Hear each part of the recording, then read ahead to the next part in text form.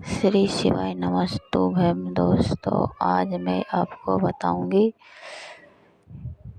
16 सोमवार जो सावन में आप शुरू कर सकते हो। सावन के महीने में बहुत ही शुभ फल देता है। आप पहले सोमवार से ये व्रत उठाइए तो बहुत अच्छा है। अगर पहले सोमवार से नहीं उठा रहे तो आप अमावस के पीछे जो सोमवार आ रहा है आप उसी सोमवार से 16 सोमवार का व्रत उठा लीजिए।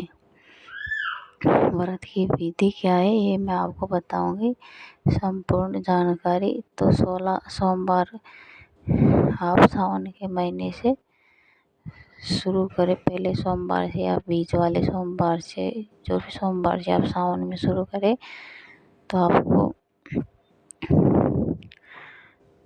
सबसे पहले ब्रह्मा मुहूर्त में उठना है और नहा धो के स्नान, काले तिल डालकर स्नान करना है। गंगा जल हो तो वो भी डाल ले। अगर आप पीरियड से है कोई लेडीज़ तो आप 16 सोमवार शुरू नहीं कर सकते, आप दूसरे सोमवार से कर सकते हो। उसके बाद आपको भगवान भोलेनाथ की पूजा करनी है।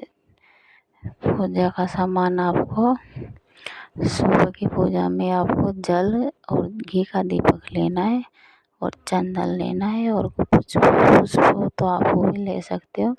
तो आप जल चढ़ाइए, पुष्प चढ़ाइए और भगवान भोलेनाथ से प्रार्थना करें कि आज से मैं आपके व्रत शुरू कर रही हूँ 16 सोमवार।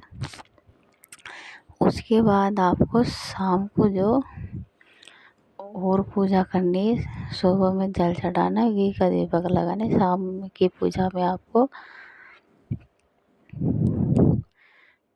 1 लोटा जल लेना है, घी का दीपक और पूजन की सामग्री, नैवेद्य, फल, धूप, अगरबत्ती, भांग, धतूरा, आक का पुष्प, बेलपत्र, चंदन, अक्षत, रोली मोली। रोली शिव जी को नहीं चढ़ती, तो कुमकुम नहीं चढ़ता है, रोली चढ़ती है शिव जी को। तो आप चंदन ले लीजिएगा। उसके बाद आपको जनेऊ,